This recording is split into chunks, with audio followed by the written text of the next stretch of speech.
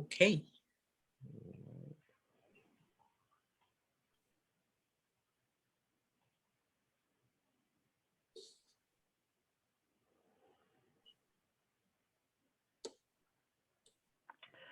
All right, we will get started. As always, we like to start on time. Uh, I'm not sure what to say. Good morning, good day. We have so many friends from all around the world. I think the highest time zone we have is from Malaysia. We have someone from Malaysia in here. We have friends from Norway, from Dubai, from Nigeria, and friends will continue to come in. So welcome everyone. My name is Alex Mazmoon from Mind Treasures here in the US, which is 1 a.m. here. It's the earliest or the latest that we have ever done a ABCs of Wealth workshop series. It's a pleasure to have you here. This program has been organized with our affiliate in Port Harcourt in Nigeria, HP Map. We've been working together with them for quite some time. We will begin with a short piece of prayer to start our program, and then we'll get into the details. And hopefully by then, more friends will be joining in. So it's a short prayer to help us all unite all around the world. I'm going to stop my screen because I'm not sure if I shared the audio. Yes.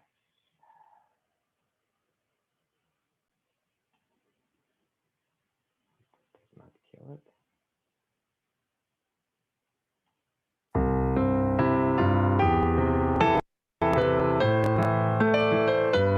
I don't even hear the video, audio.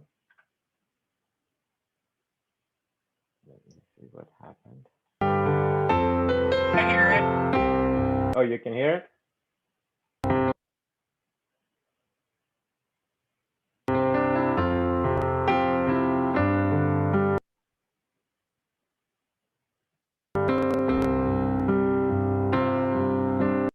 Everyone, do you have the audio? Oh my God, oh my God.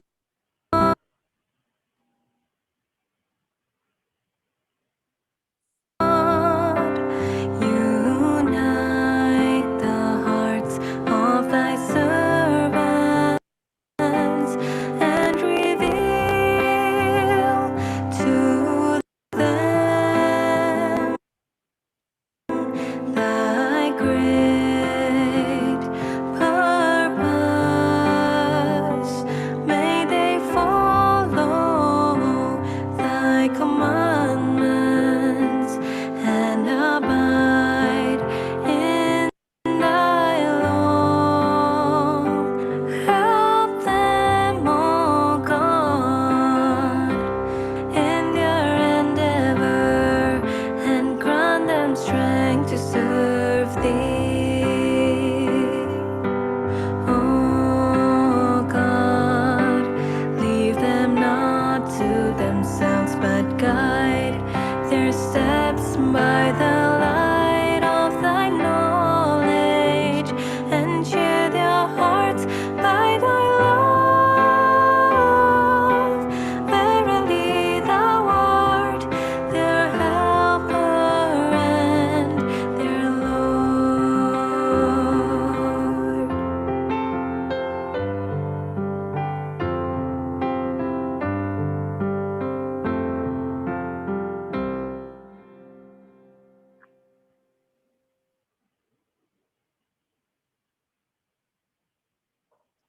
Well, as long as you could hear it, it was fine because I could not hear anything. All right. So again, thank you so much all for who have already dialed in, and friends are continuing to come in. So we'll do a little bit of introduction about our program. Mind Treasures is a NGO, as it's known all around the world. We were established in 2006 in San Diego, California, USA, which is on the west coast of USA. Our main programs up We to still hear the the video, Alex. oh, sorry, I need to cut it. Oh God, guide me, protect me, Make of me a shining.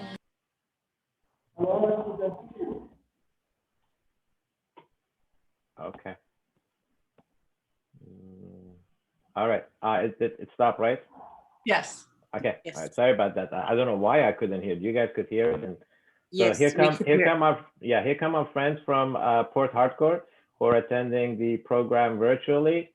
I'm just gonna stop my, if I stop my screen, we'll continue on and then I will get them engaged in the, Quentin, can you hear us? Just making sure they can hear us. All right, so going back, Mind Treasures program, it's been prior to COVID, it's been primarily presented at public primary schools, starting from grade 8 here in our city in San Diego. But since 2016, we have been working with friends from all around the world, from 86 different countries.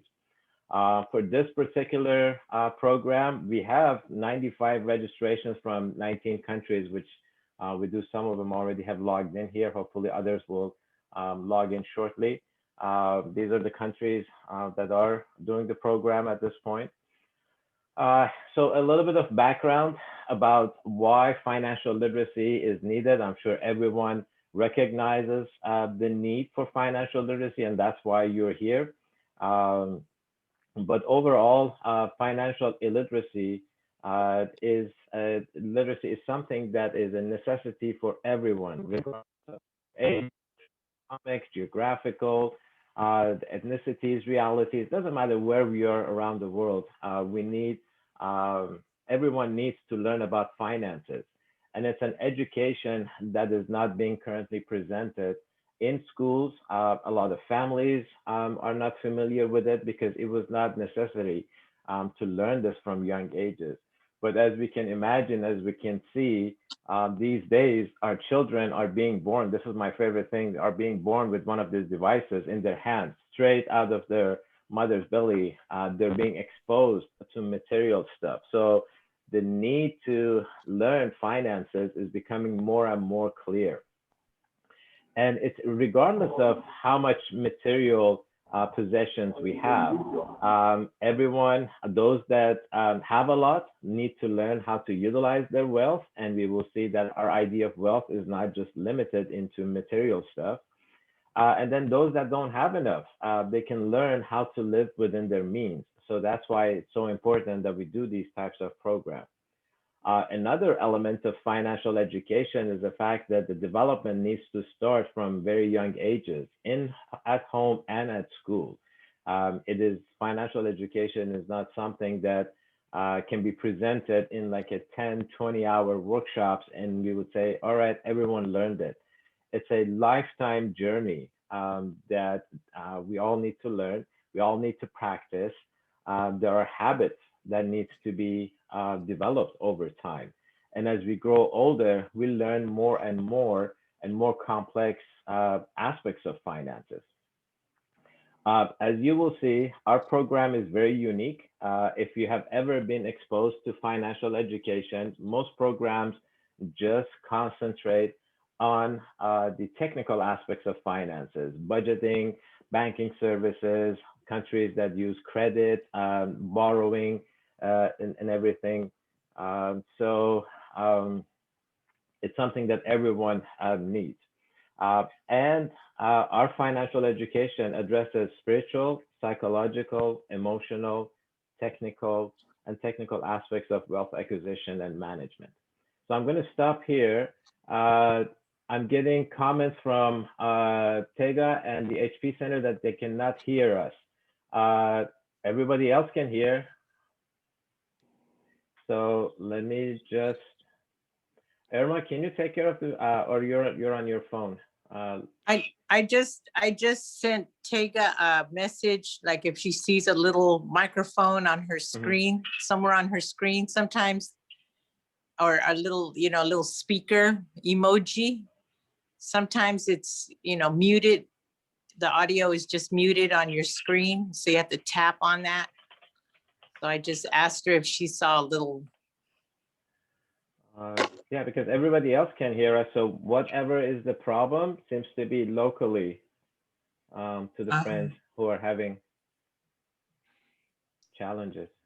Yes, Hopefully other you have. people can hear. Yes. Yes. Okay. All right. So we'll continue on. This is okay. Yep. Other people can hear. So something is. If you cannot, well, I'm talking to those who cannot hear us. But if you have any problem, it seems to be a local problem. Again, financial education must address all these different type of aspects of finances. And then ultimately, as we will see, we believe that in order to have a safe and sound financial affairs throughout our lives, we cannot just be concentrated with material aspects of it. It has to be our spiritual and material aspects have to align together. And when we talk about the spiritual aspects of finances, we are not concentrating on any particular religion, as you will see in the when we start the main program. We have selected scriptures from all different religions, from Islam, from Christianity, from Baha'i, from Buddha, and then we'll continue to add on to it as well. So that is a little background about our programming here. We will get into the details of how we will be conducting the program today and then the next 2 weeks, the details, the schedule, and all of that. But overall, the ABCs of Wealth has 3 components. There is the spiritual foundation that we start. That's what we're going to start in our first hour. Then it has a basic level, which we begin to conduct from age 8 at primary schools. That's what we're doing there. Then for ages 16 and plus, once they complete the basic level, they go forward to the advanced level. The basic level, as we will see, has a lot to do with developing the foundation of finances. It's a lot about, again, developing character traits. As it says in here, our program is based on character development. And then advanced level gets into more of technical aspects of finances, such as banking services, credit, budgeting, retirement, and so forth. So these are the elements. When we do these type of workshops where we have multiple age groups, the youngest registration for this group is 15. I'm not sure if that person is logged in or not from India. But because of the way we have the different age groups in these programs, we do a combination of basic and advanced level. So there's a lot of different elements in here. The next kind of topic that I want to talk about is learning and developing financial skills. It's all about developing these habits and skills. Often people think that if they just participate in a workshop like this, they will gain all the necessary knowledge, which is true. You can gain the knowledge, but then it has to be practiced. And that's why we asked everyone at the beginning to at least try to do the first assignment. And this is an old saying that if we just hear, like if you're just listening to my voice or to a conversation, it's guaranteed that you will definitely forget what's been presented. But then when we have a visual presentation, which thankfully we can all see what's being presented to us, we will remember it. But then still we will not develop those habits. So it's really important to do the things that we hear in our workshop, that we do in our programs. So completing the assignments and activities is going to be an integral part of this program. And we will continue to encourage everyone to do it. Everyone has the online worksheet.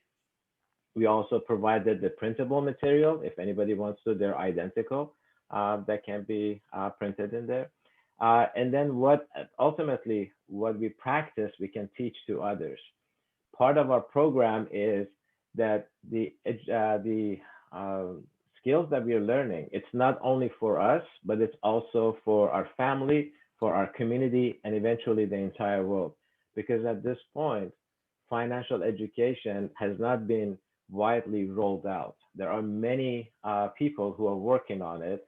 Some governments, some schools are beginning to look at, oh, this is something that needs to be taught at schools, but it has not been widely distributed yet. So we are hoping that as a participant, not only you will be able to implement this in your personal life, but you will also be able to help others in your community, in your local community, learn the same education.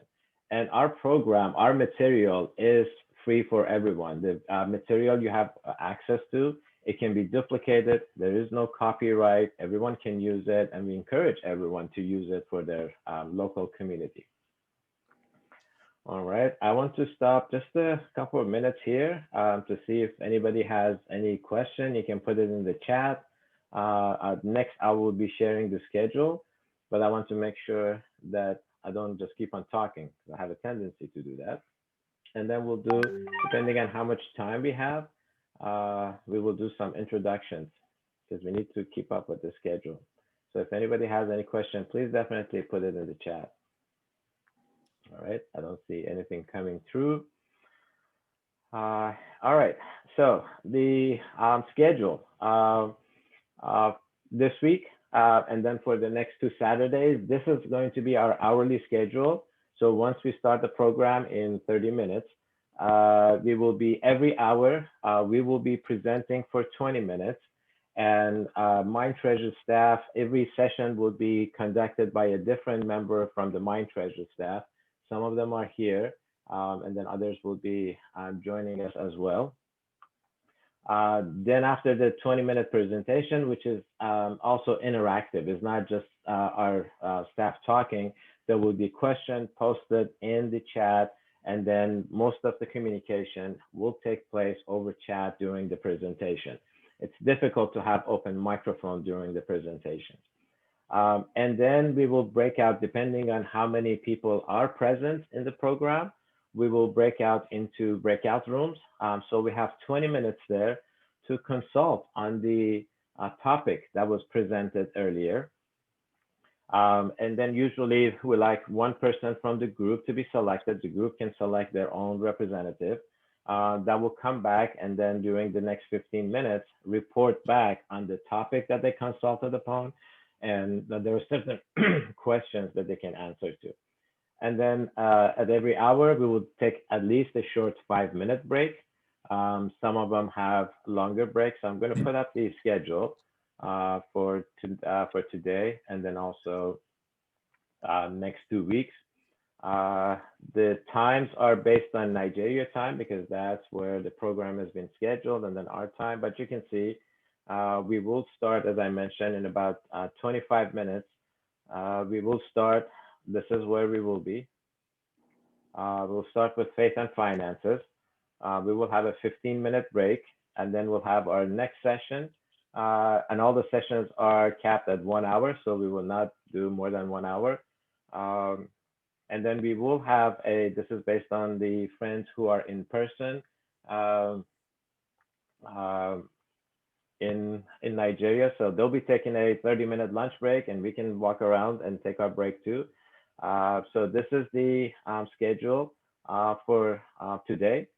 We will be presenting 5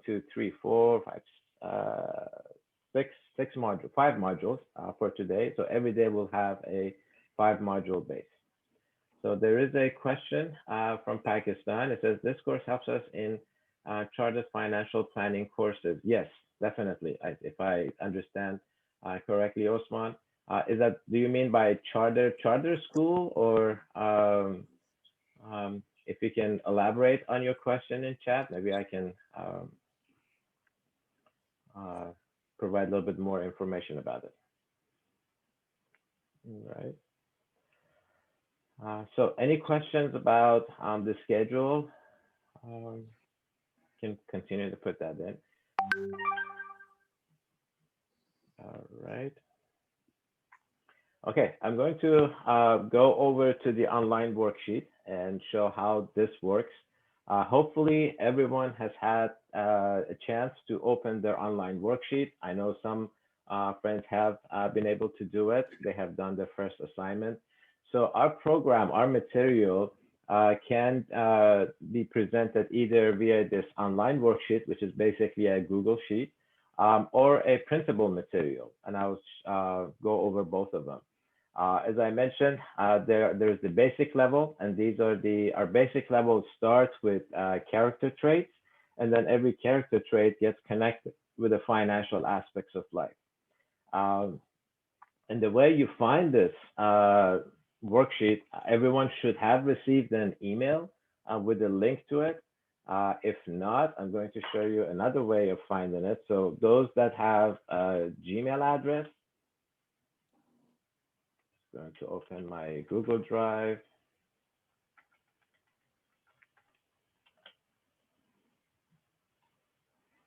So if you open your Google Drive and click on shared with me, then your worksheet should pop up in there.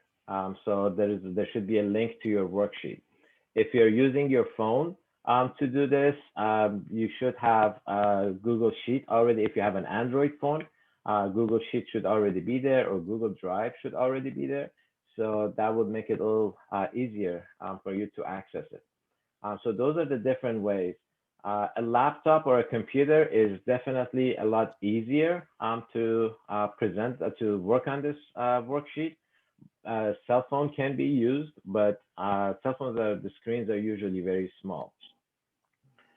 So when you open your worksheet, this is the screen that it comes to.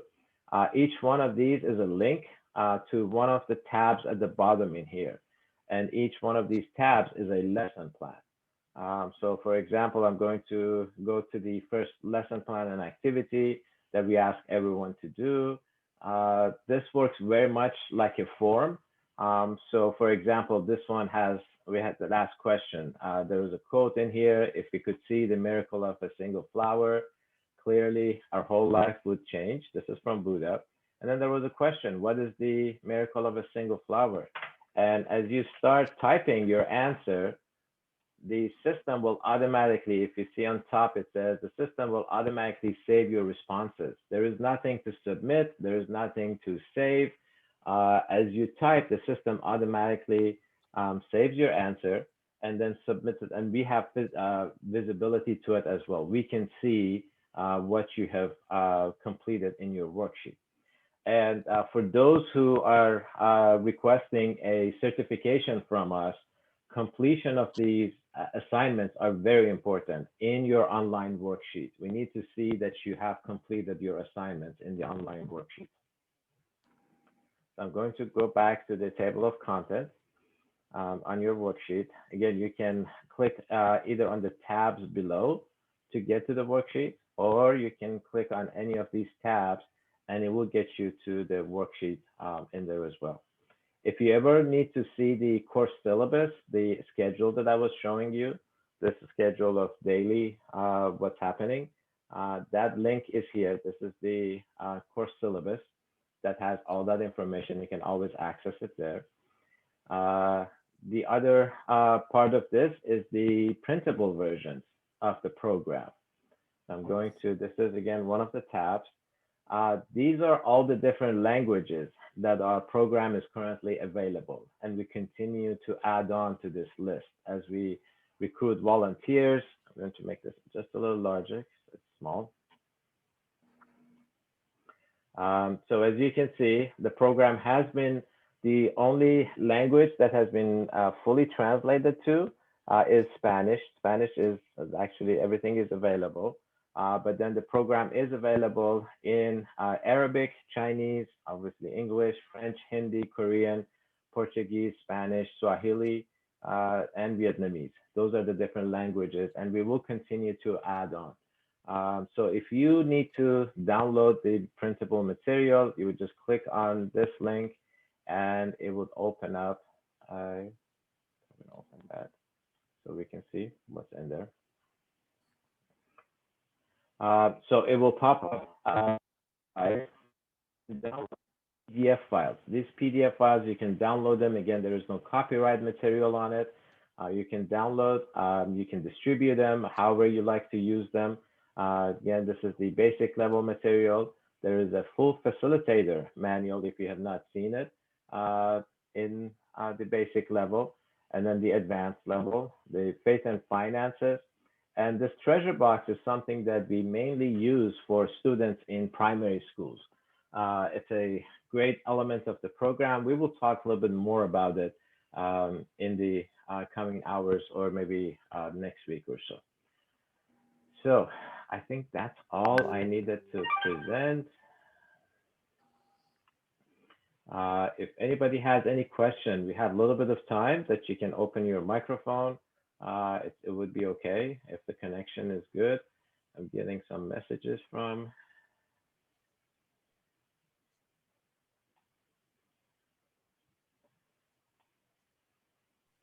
Hello.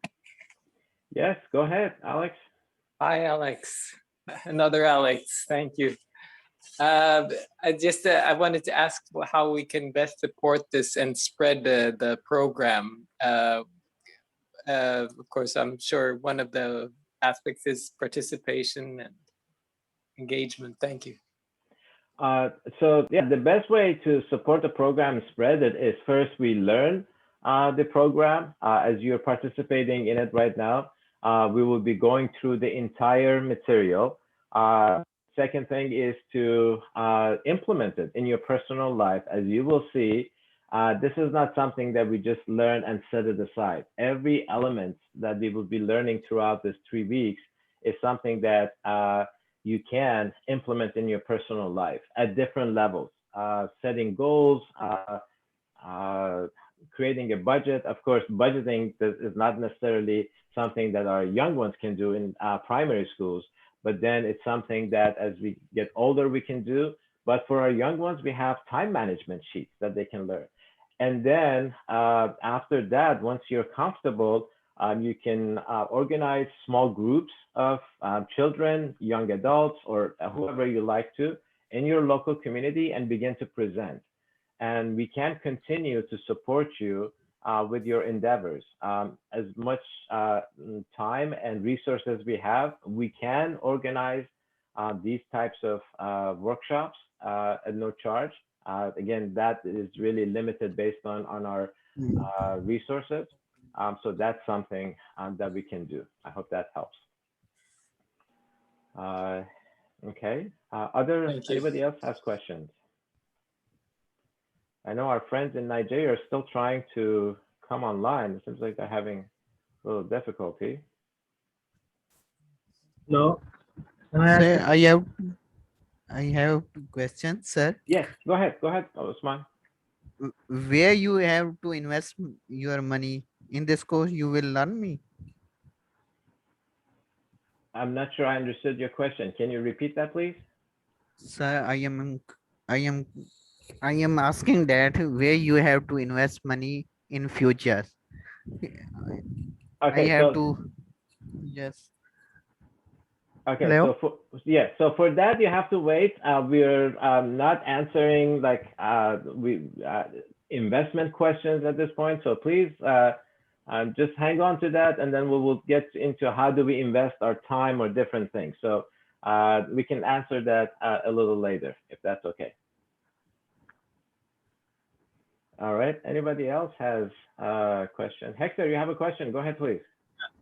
Yes, I would like to ask, would this training be helpful in organizing the trainings, replicating the trainings with the children, or will you be sharing the methodology or the tools, how we can replicate this training? Yes, definitely. So we will be sharing. So as you will see, again, once you learn the material, you will also see how easy it is to present this to different age groups.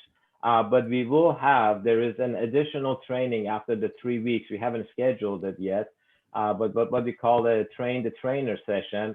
After completing this, then those who want to present this material to their local community, we will be giving them pointers on how to present the material, to organize groups or schools or in their community on how to do this. Yes, definitely. We will cover that. Daniel, you have a question. Go ahead. Either you can type it in the chat or you can open your microphone and ask your question. Hello. Yes, Good go ahead. morning. I would like to find out if the assignment you give, you can give the instruction in the text column where we do the texting. If you can give the instruction there, you can.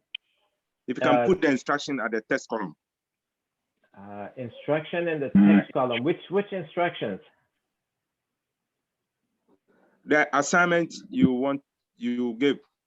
Okay, yes, assignments, yes. Assignments, we will get to them. So at the end of every hour, when we present the material, we will let you know the assignment that needs to be done. And you will have 1 week. Thank you for bringing that up. You will have 1 week to complete the assignment. Hello. Hello. That's what we will use the WhatsApp group for the assignments. So we'll definitely do that. Thank you for bringing that up. Okay, thank you, sir. Sure. All right. Other questions? We still have some time before we start our next segment. Hello, can you hear me? Yes, go ahead. Yes, I'm Daniel from Nigeria. Yes, go ahead, Daniel. Great to be in this wonderful group, this wonderful group. My question is this. Sorry, I'm passionate about financial education, and what you people have set up is about all what I've dreamt of. Now, I just want to know, would this be able to give me the support I need in terms of becoming a financial tutor? Hello? Yes, if I understand you correctly, you're asking if we can provide you with the support you need to start presenting financial education. Is that correct? Exactly. Okay, yes, that definitely. We have been working with many individuals, many of them are here, on how to start once you complete this training, how you start about bringing this education into your community. Maybe starting with a pilot of a small group of children or youth or adults, bringing them together. You will definitely learn how to present the material. So yes, we will definitely continue to support. So this workshop, these 3 weeks of workshop is not an end. There's a lot that we all need to learn together. A lot of times individuals or adults, we continue to work with them throughout time. And maybe in 1 year, we have one family, we have several families from around the world that we have been working with them for over a year. And also individuals that have presented the material throughout their program. So definitely, we are here to support everyone. Thank you. Sure, no problem. All right. So I see that. Yes, go ahead. Good morning. Good morning. Okay, my name is Nene and I am dialing in from Nigeria. I'm sorry, I came in late. I dialed in late because I couldn't, because of network. And so as soon as I dialed in, I overheard you talking about assignments. So I didn't get to understand what it's about. So I want to know, as per the time now, I want to know if these assignments can be sent to us via email so that yes. I read through. Okay, I read through from there and then understand and do the assignments.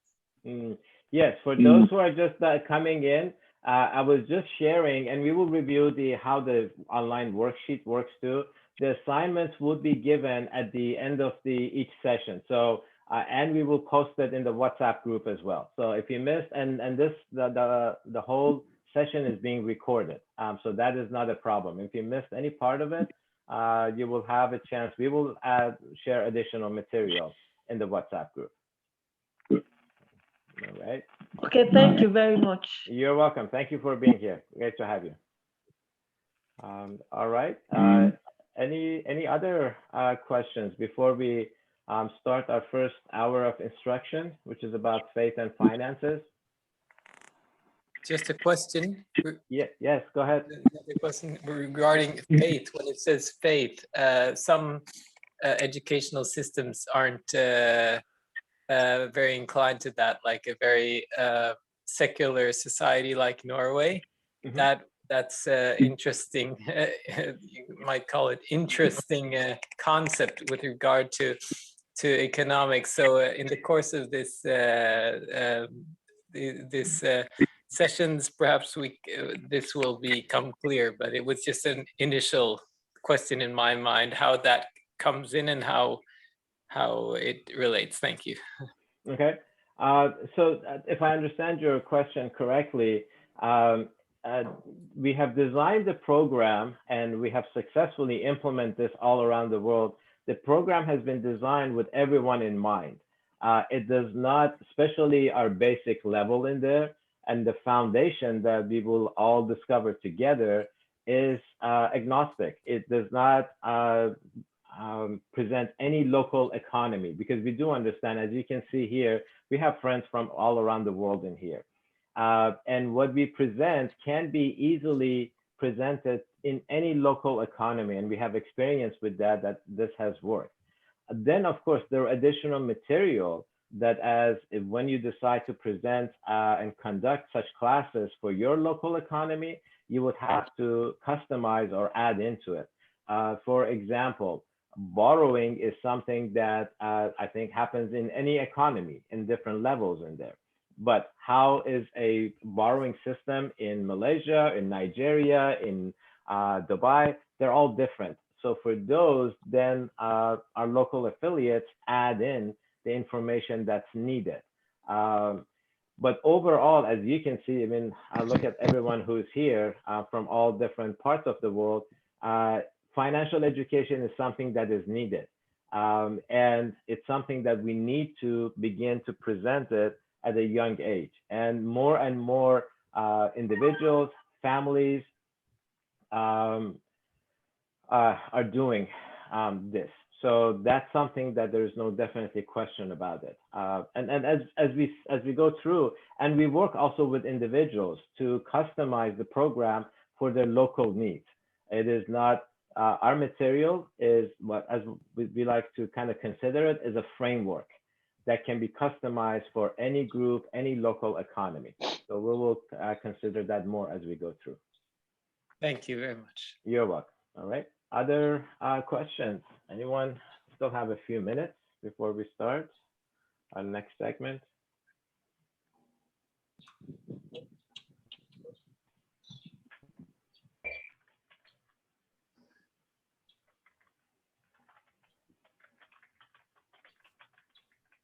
Okay.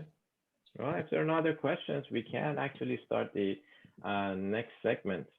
Let me, and maybe we can have our staff, MindTreasure staff. I know at least 3 of us are here. I'm going to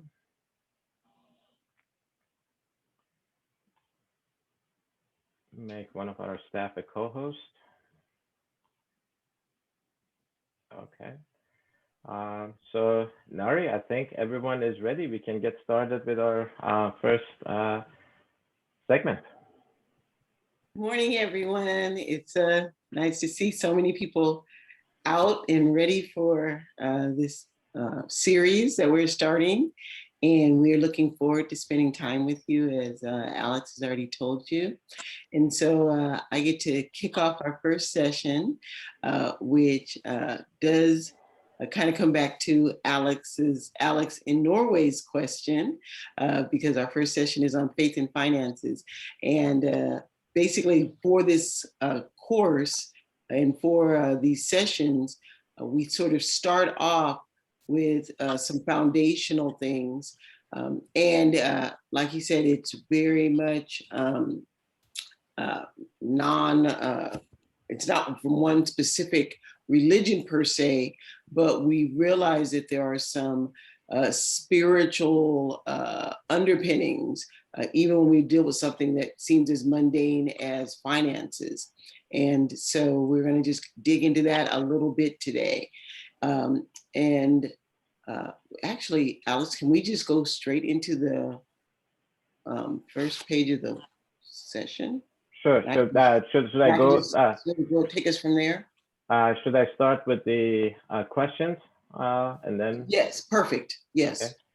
Thank you. Let me pop up the PDF too. We're just gonna, as a group, we're just gonna talk through a few questions that will hopefully get us thinking about the answers to Alex B's question of what would faith have to do with our finances and our thoughts about faith. What would that have to do with our finances? And the first question that we have there is, what is the miracle of a single flower? That thought about just a flower. And let's say you're walking by and you see a flower. Let's say you see, a field of flowers. The miracle of a single flower. Any thoughts about that? So you can put it in the chat, please. So the Yes. first Yes, question sorry. we have is, and I'm just going to type it in there. What is the miracle of a single flower? Based on Buddha's quote in here that he says, if we could see the miracle of a single flower clearly, our whole life would change. Would change. And so based on that quote, from your perspective, what would be the miracle of a single flower? And you can just respond in the chat.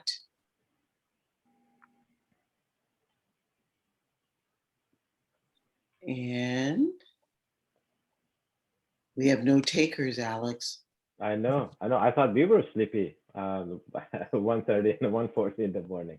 That's okay. I think everybody will begin to warm up. They'll warm up, exactly. It's tricky to do. It's tricky to copy and paste and all that. So it takes a bit of time. Yes. So we have one. So we have one response from Abraham. It says it can create a fruit, and that fruit can create more trees. Then we have from Hector, shall it be the same already shared in the, yes, definitely, Hector. You can put in what you shared in there. So we have some. Okay, so right there was that first response. We can go from that one and continue the conversation very easily, creating fruit, and then the fruit creates more trees. The same thing with, exactly, with a flower. The seed from the flower can create more flowers. And the other thing to think about, especially when you see, a flower, a tree, etc., someone put effort perhaps into planting it and watering it. But in theory, the flower itself just grows. The flower doesn't water itself. It doesn't feed itself. The flower simply accepts those things. Even if there's a tree and you've got to till around it to make sure it's healthy, and those things might have to happen, but the tree doesn't cultivate itself. It accepts that cultivation and then does what it does naturally based on the cultivation that it gets. Let's see, I just want to make sure I'm not. Okay, someone is writing their answer in the Google Sheet, Alex. So I don't. Yes, no, that's fine. I'll monitor the chat. You don't have to worry about it. Awesome. Okay. Remind us which banner or tab is this under? Which question? Because I don't know where to search in my no problem. sheet here. On the table of contents. Yeah. Then you would click human treasures or patience. No, you're gonna go a little further down to where it says spiritual aspects of finance, and it says faith in finance, and you're gonna click on that tab, which says faith towards the bottom of the page. Yes.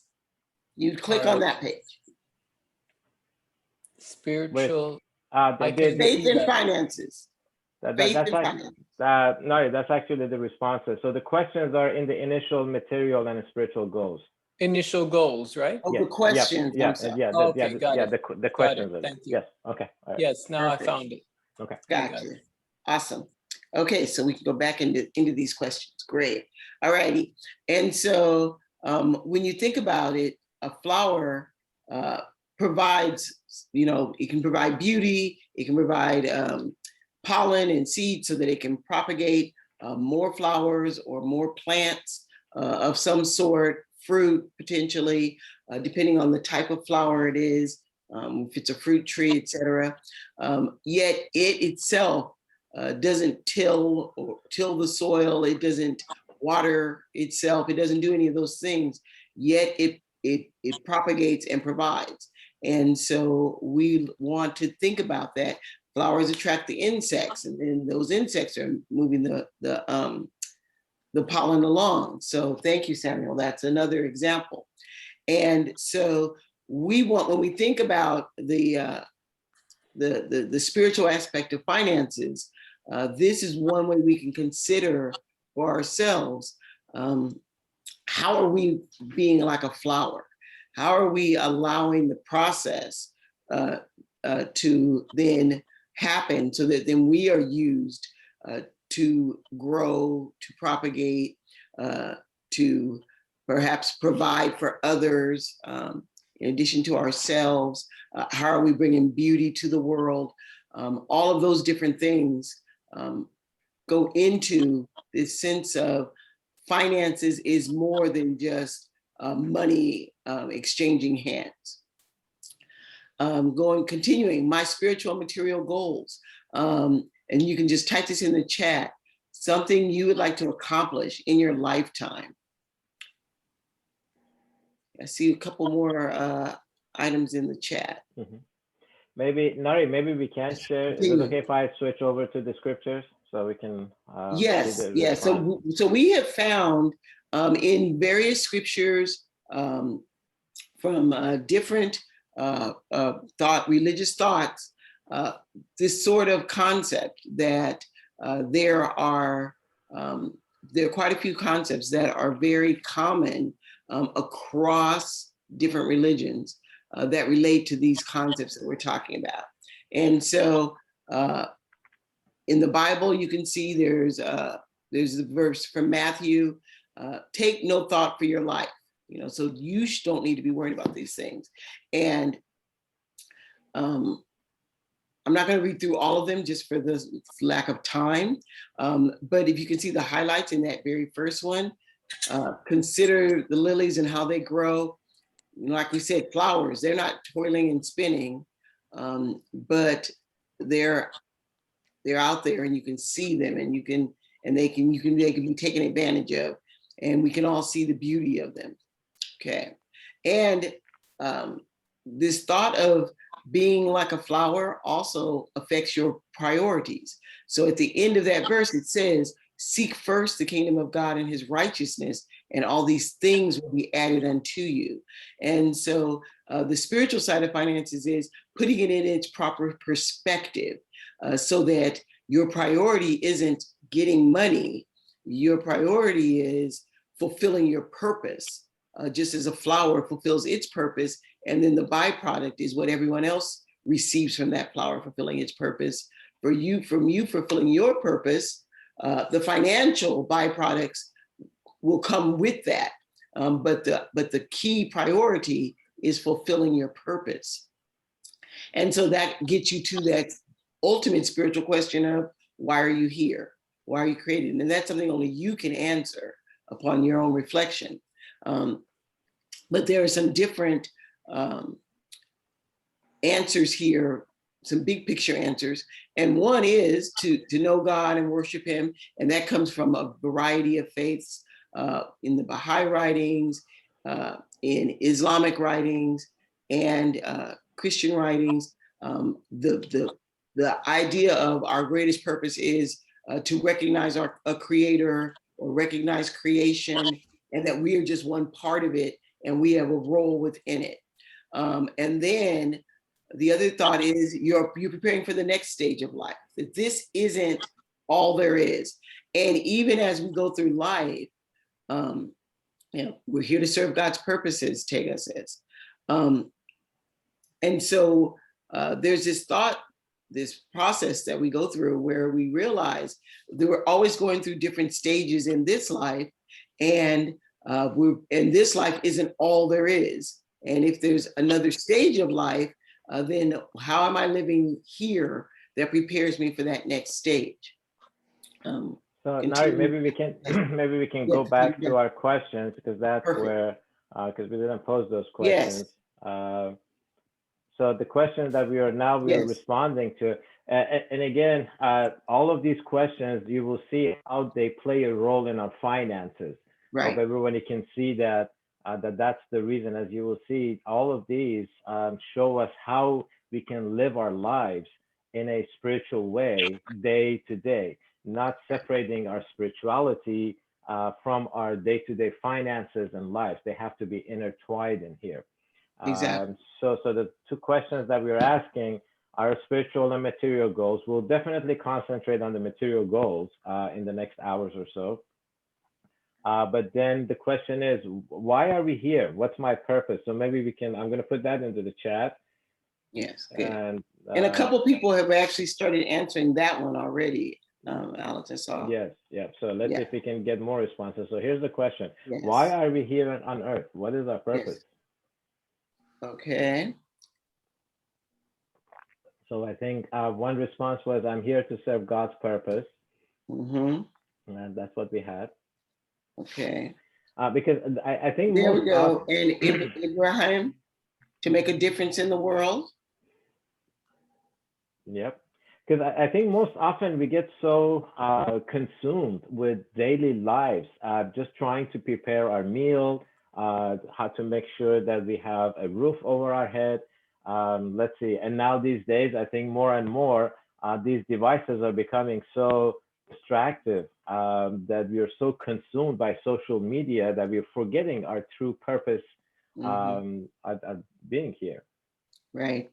And so we're trying to start from the big picture, and then as we go through these sessions, by knowing what your purpose is and what your priorities are, that helps you as we go through each of these lessons. That's going to inform and influence how you approach each of the lessons as we go, as we dig deeper into the mechanics of finances. You'll be doing it with this thought about where does all this really fit in, with things from even being honest with yourself. What are your desires and what are your temptations?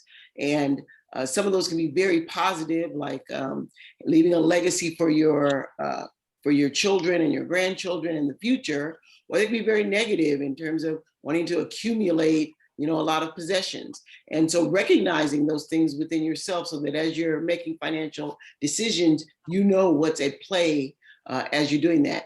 And what's the purpose of these desires and temptations? I think that's a good question for us to maybe sit on for a second. Thoughts about that, the purpose of desires and temptations? Before we go through that, let's see. Let's go back into here because there are three distinctive purposes on why this is what we found in the we can scroll down because we talked about the first two. Yep, exactly. So, and this one, the number 11, we'll get into more of it in the patience lesson. But I think maybe one of the important ones is this one.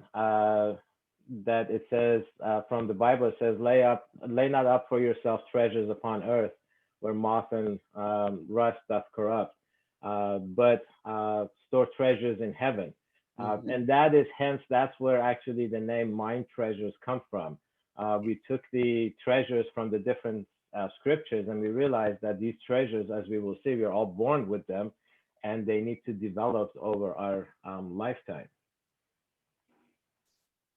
Okay, can we scroll down a little bit? Yep. More to the third one. So there's a third purpose for us being here, which I think somebody mentioned it in the chat. And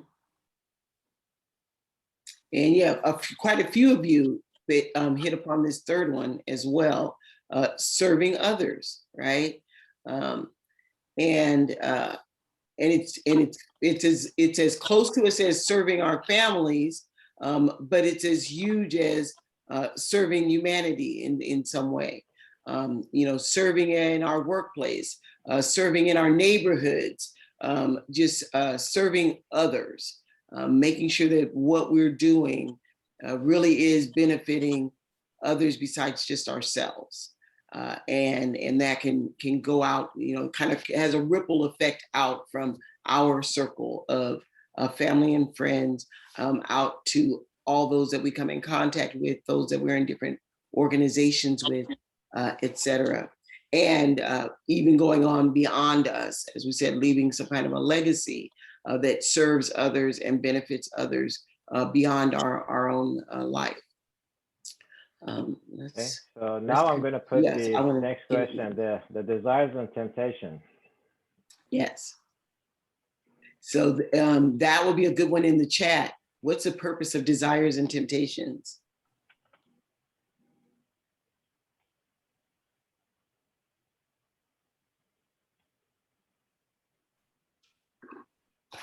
See if you have any ideas on that. See if any of those coming. Has anyone put anything in there yet? I think everybody's typing. They're taking their time. Okay, typing. that's good. Yep, That's yep. good. And if you notice, we said desires and temptations can be both positive and negative.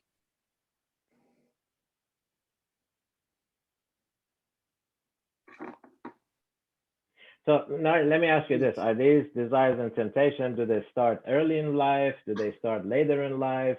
Maybe that would help our participants. That's kind of a trick question, or not so much a trick question. It's more a leading question, Alex. Okay. So, well, I mean, think about it. We can see it, those of us with children, you can see it when they're really young that, there are things that they want. And sometimes they can be very, emphatic about wanting them. And there are things that we're tempted with. And even as we get older and maybe are supposed to know better, we realize that we're tempted by different things. Alex kind of alluded to it somewhat with cell phones, technology, that people find themselves wanting things that they may or may not even need. Just because the media and our society are bombarding you with images. And so in our world, in a very commercial type society, that definitely affects your desires and temptations because you're influenced by the people around you, the media, the ads, and so many other things. Let's see. So we have two responses. Okay. Yes, Abel has one. Yes, so there is a temptation and desires. Alex says, grow through pursuing these desires. My desire is to know God and to be wealthy. My temptation are money and women. The desire, I think they are a lot to mention. So Abel says there are a lot to mention, exactly. So maybe we can now look at, we have 7 minutes before our breakout session. Right.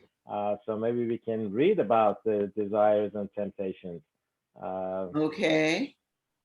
And we're going to go down there a little bit more. Yep. And you can see there are a couple of different writings on this as well. And that was Abel who was talking about his desires and temptations. And you're blessed if you can endure your temptations then. And it says you'll receive a crown of life. And so, and the other thing it says here is that when you say you're tempted by, you can't say you're tempted by God because God isn't the one who tempts us towards evil. And so we are surrounded and bombarded sometimes by temptations, but we need to recognize those temptations and recognize where they come from, and then be able to respond in a way that's really going to better our lives and not cause problems for ourselves down the road. Also, I like number 17 in particular there. Busy not thyself with this world, for with fire we test the gold, and with gold we test our servants. There's such a temptation to get so caught up in our daily lives or in making money or in pursuing our career that even though we may start those things for a good reason, like to take care of our families, or to accomplish some goals academically or professionally that are positive, we don't want to get so busy with those things that we miss the really important things in life. So that's why it's really to be self-aware. And that's what hopefully this particular segment, before we even get into the dollars and cents aspects of money or the treasures around how we handle finances, to really take a step back first and consider some of these foundational issues spiritually. Okay. And I think just to continue on that, as you can see, we have put some of the elements that are, so we set our goals, like these are the goals that have been set for us in different scriptures: to know God and to worship him, to prepare for the next life for those that believe in it, and also to be service to him. And then what's preventing us? That's the one. That's where we've got to. That we may have to do offline. It may take us a moment, but we don't have time to dig into this one too much. But these are just a few of the examples. I'm sure all of you can probably throw, even put it in the chat if you wanted to. Something that prevents you from achieving your purpose and goal. And we've got there, just the materialism of our societies, the lawlessness, the laxity in moral standards, the things that we are bombarded with through entertainment, through advertising, even the news, can really be quite depressing sometimes, or can certainly affect you in some negative ways. And then social media, just having this 24-hour constant access to so much media and so much different voices coming at you. It is hard to stay centered spiritually if you don't set boundaries for yourself to make sure you're staying focused on what's important to you. But as we are talking about that, but we also have to realize that there is a divine purpose to these temptations and desires, as it says in here, number 15, where it says, but each one is tempted when he or she is drawn away by his own desires and enticed. Then when the desire has conceived, it gives birth, sin, and sin to sin, and sin, when it is full grown, brings forth death. So God has created this system. It's part of his perfect system that it says, and on earth, we need to prepare for next life. We need to be service to humanity, and you need to remember me. And personally, I think if he didn't put the system, I would think that, oh, I don't need God. I can just live my life the way I want.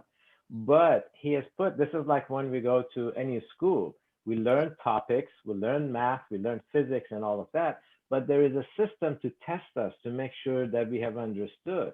Because at any point of time, if we think that, oh, we are independent of God, we don't need him, we don't need his powers, we don't need prayers. And a lot of these temptations can be overcome by prayer. Some we can do easily, but some of them I'm talking about personally. Maybe that's something that we can talk in the breakout sessions. We'll get in there in a couple of minutes. It's like, what has been our experience? How have we been able to overcome these temptations and desires? And for all of us, some people it's food, some people it's material, gold, some people, as somebody mentioned, it's the opposite, or the sexual desires. God has given us sexual desires that kick in from early age, but then everybody says, don't do anything with it until you're married. It's very difficult. It's extremely difficult, especially for our young ones that are now exposed to material stuff from the beginning through media. And I saw an article of how some of the technical giants like Amazon and Google and all of that, they're trying to advertise to us through our sleep. If we have one of those devices like Alexa or the other things, they can Siri. turn those on during night when we're sleeping and advertise. And I'm sure they'll be doing that even to babies in the mother's womb. They will not stop anywhere. So it seems like the spiritual forces are the only way that we can protect ourselves against these desires and temptations. Right, and that kind of gets with number 18 there, Alex, about the different trials and temptations, and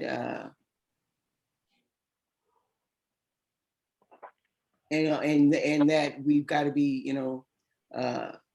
sincere and those dealing with trying to basically to be delivered from the danger. I mean, really, it's a dangerous world in a lot of ways, spiritually.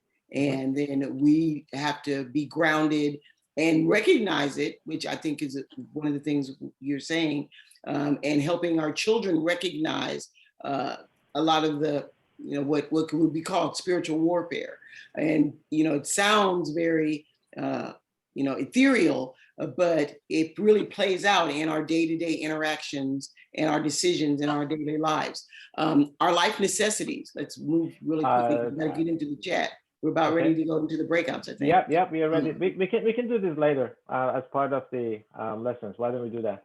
We go into our breakouts and then, or do you want to finish? Come back and come back and get into this a little bit. Okay. Yeah, exactly. So sounds great. I'm going to start sharing.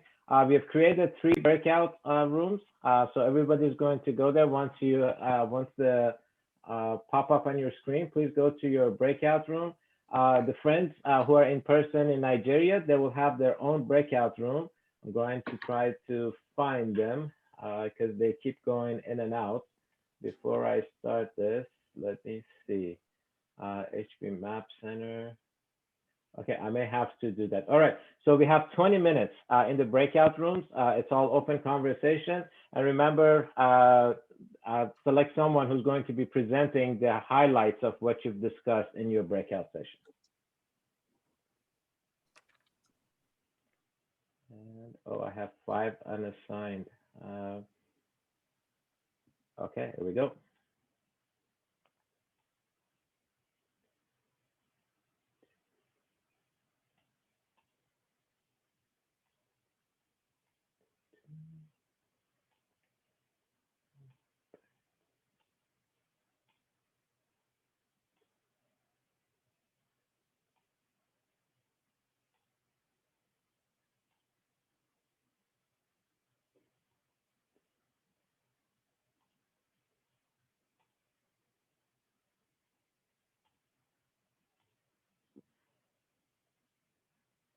So please go to your breakout session. And then we'll come back in 20 minutes.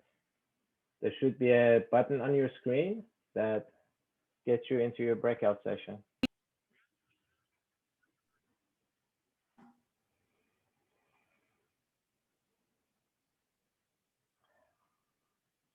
All right, we are waiting for everyone to come back. Okay. Everyone is returning slowly. Alex? Yes. How was the sound quality of the interaction in your breakout room? It seems like it was fine. Did you have any problems? Yeah, we were really straining to hear some of the responses from some of our classmates. I think it was fine, so I didn't have any issues. Okay. All right. Well, great to have everyone back here. I hope you had a great breakout. So for the next 15 minutes, we'll have, so we had 3 breakouts, or actually 4. Our friends in Port Harcourt had a little bit of problem, but let's start with Alyssa. Alyssa, would you like to, are you presenting, or is there anyone from your group presenting? We talked about the flower and how it doesn't worry. And we talked about temptations. And I think everybody got a chance to speak. So it was fantastic. Some people that had an audio problem just spoke to us through the messenger, through comments. Okay, all right. Anything particular to share with the group? Well, Noreen and I were talking about when with worry, you'd look at two questions. One is there anything I can do about it? And if not, there's nothing you can do about it. So, or what was the second question, Noreen? You're on mute. So the first question when you have a stress or a worry is you ask yourself, is there anything I can do about it? And the answer is no, let it go, because that goes back to faith. If the answer is yes, then the second question comes, what can I do about it? Right. And then the third question is, what resources do I need to help me get through that? And that's where you show your vulnerability and say, I need help. It could be money, it could be talent, it could be resources, it could be anything. But once you acknowledge that, then you've got a plan of action. And once you have a plan of action, you don't worry about it because it's under control. Right. And Michelle talked about how she's giving back and looking for more ways to give back. And it was great. Okay. Great All right, conversation. All right. Very good. Everyone Thank you. participated. Very good. Thank you so much. All right. Irma, your group. Yes, our participant in our group, Daniel, volunteered to present our responses and some of the perspectives of the participants in our breakout room. So Daniel. Daniel, Okay. go ahead. Yes, we can hear you. Can you hear me? Yes, we can hear you. The question that was raised in our group was the first question is what forces can prevent us from aligning our material and spiritual goals? And we have many answers. We have answer from Joshua. Joshua said indiscipline. Indiscipline can prevent us from achieving our spiritual and material goals. And why Helen gave this answer. She said lack of willpower. Say when someone lacks the willpower to able to control him or herself, then it will prevent that particular person from achieving this material and spiritual goal. Why Maximum says greed also can prevent one from achieving this spiritual and material goal. So the second question that was raised was, it says, are teaching, okay, say, what state in your country teaches, what state in your country help us with financial literacy? That was the second question. And Ibrahim answered, said, then Islam teaches financial literacy, and he went further to say Quran simply means to read many books, any material that you can find. And he says, he went further to say, he says, the profit generated from business is to be given to the poor. That the Islam teaches to look for the need of the less fortunate and meet that need. Then Joshua went further to, okay, I think that was all we spoke of before the time runs out. All right, perfect. Thank you so much. That was great. These are all great conversations. Yes. Nari, your group. Yeah. Okay, great. I will be presenting for our group because we kind of cut off before I could get a volunteer. So we had a great conversation. We covered a couple of different questions. One was on that relationship between starting with the flower and what that means in our individual lives, if we're a flower. And then we also went to a second question about some of the spiritual forces and societal forces that hamper us being able to really be that flower, and to really serve our purpose in life. And so we had some great comments. Samuel talked about just from, basically from spiritual, from the spiritual aspect of money, how, offerings and tithes are then used to help others in need. And so just, being consistent in giving, whether it's, through your church or in some kind of way giving, but that peer pressure ends up affecting us spiritually, and social media, so that we don't always do those things that spiritually we know we're supposed to be doing, because we get distracted by that.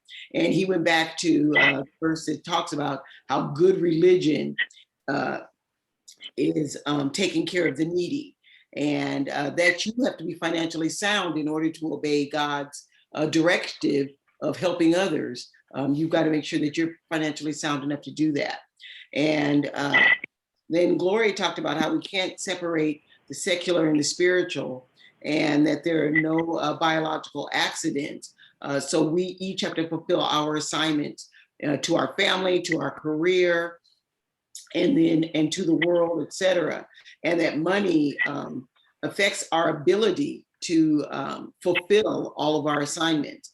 And that she has found, in particular in her country, I believe she was in Nigeria, that problem with the leadership of the country ends up affecting society, so that there aren't opportunities for young people to fulfill their purpose, because they don't have the resources and the opportunities to do that.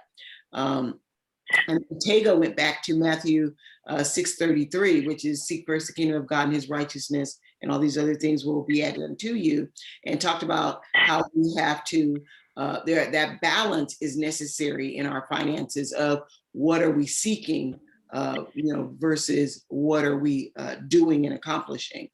And then I may mention that, there's this old phrase, money answers all things. And that we have, in order for us to prosper, sorry, my notes aren't really bad because I was writing quickly because they were saying so many great things. For our soul to prosper, before our money can prosper, our soul needs to prosper. And that the love of money is the root of all kinds of evil. One of the other scriptures that she brought up, that we can't forget about God and start worshiping money. And that we have to recognize when we're, what is it? Oh, something about we have to work, we can't be lazy. And then, let's see, my final note here is about materialism affecting us, how our ambition and, how when we're talking about society's effect, and there's all these thoughts that you get from society, or these concepts like get rich or die trying.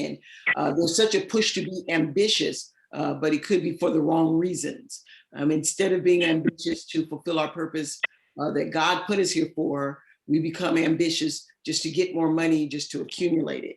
And I think around then is when we got kicked out of the room. So. Okay, very good. Thank you so Yeah, much. it was great. We had people coming up with some really cool things.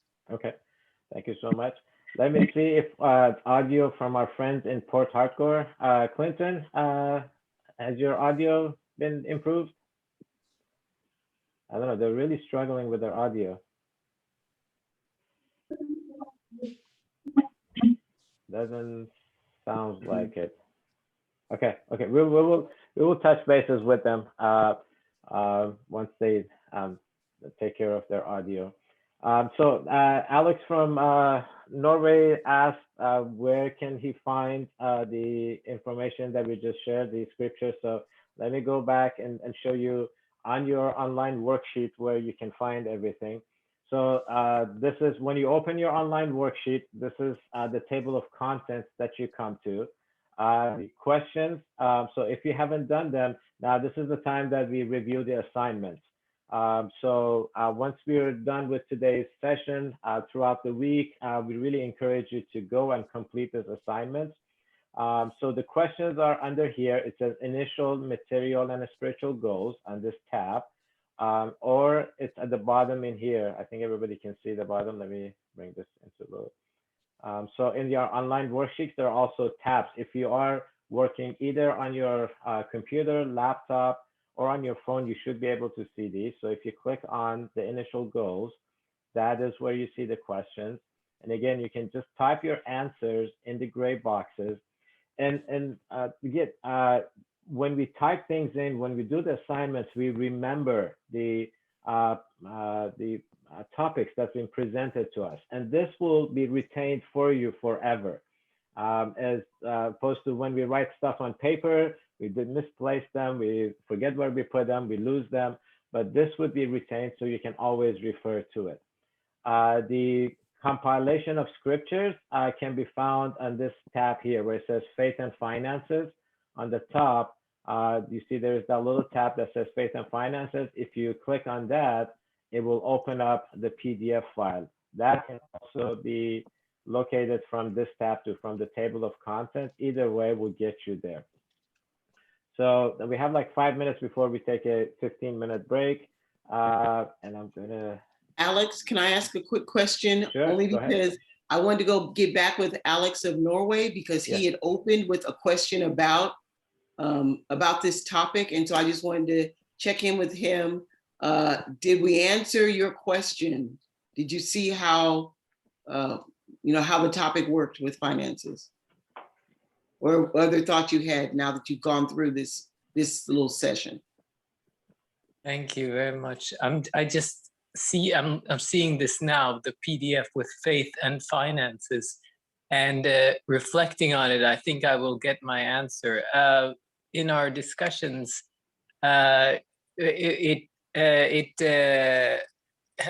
interfaced with the question about what is the miracle in the flower, and we discussed that in our group, and that kind of enhanced that on my understanding, although of course this is I'm still reflecting on it. Thank you for asking. Oh, you're welcome. Okay.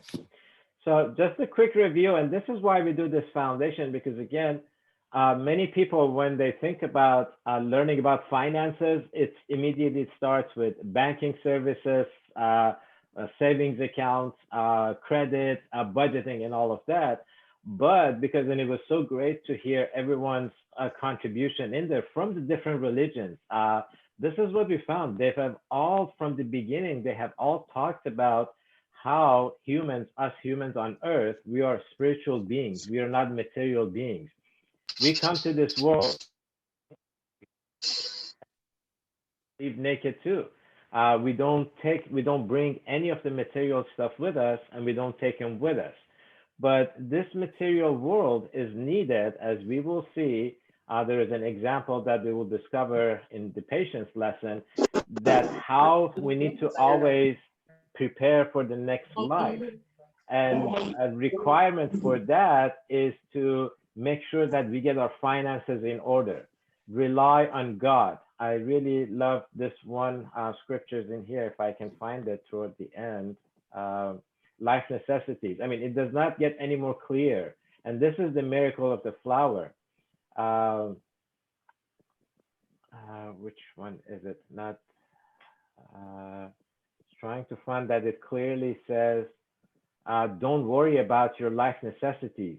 Life necessities would be provided. All the scriptures talk about this one that says, prepare for me the means of livelihood. Give me my bread through channels over which I have no control, thy heavenly treasures. So we think that we are in control of our finances, our livelihood. But if we let God guide us into the path that he wants and do the things, which is mainly being service to humanity.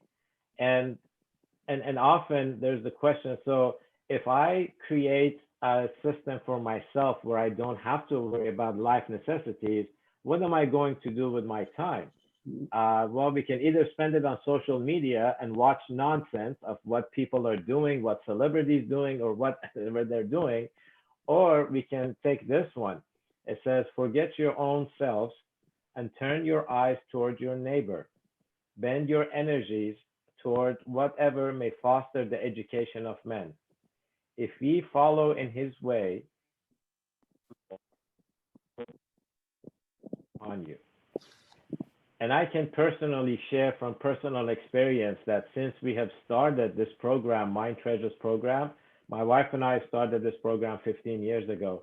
We have truly seen this, especially now that we're providing this education at no cost to those who are willing to come from all around the world in different time zones and participate in the program with us. And we are hoping that you will follow the same path, each one of us in our own ways. I'm going to stop sharing it here. Each one of us in our own community, in our own ways, we can continue this path of not only learning how to manage our own finances, but also how to help other people. All right, so we are at the break point time. We have a 15-minute break. And then when we come back, we will dive into and learn about our treasures. Any questions before we take a 15-minute break? Can either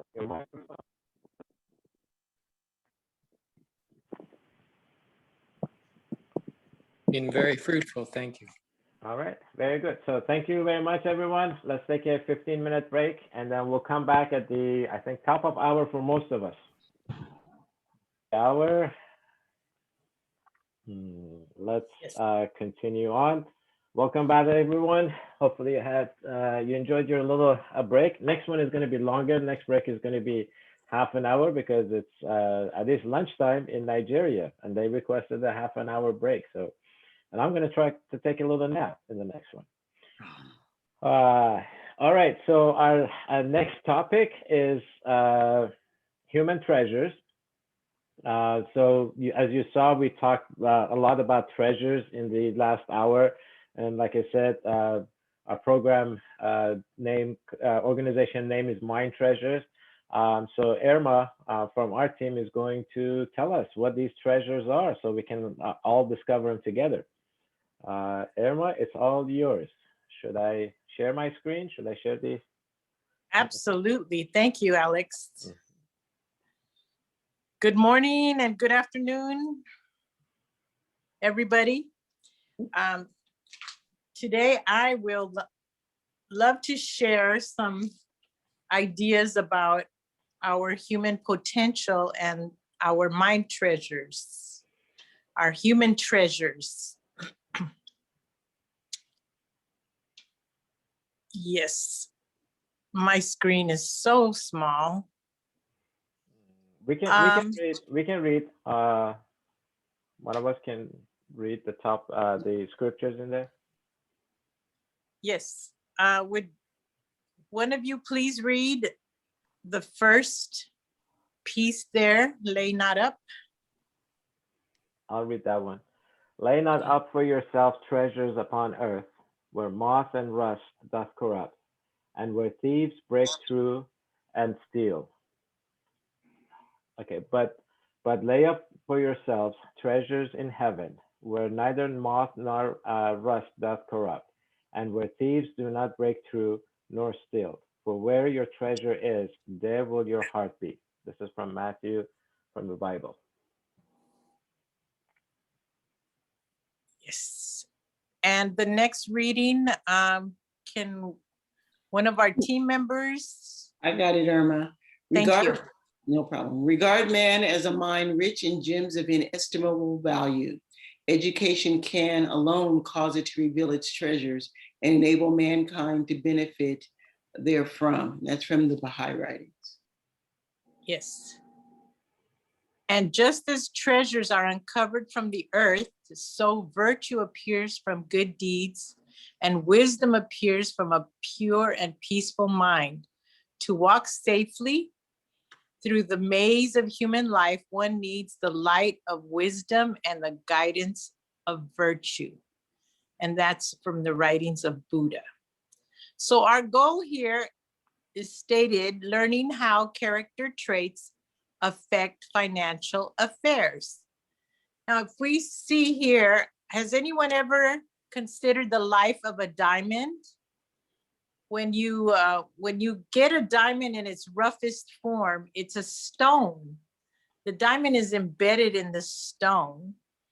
And what we want to do is we want to extract the diamond from the stone.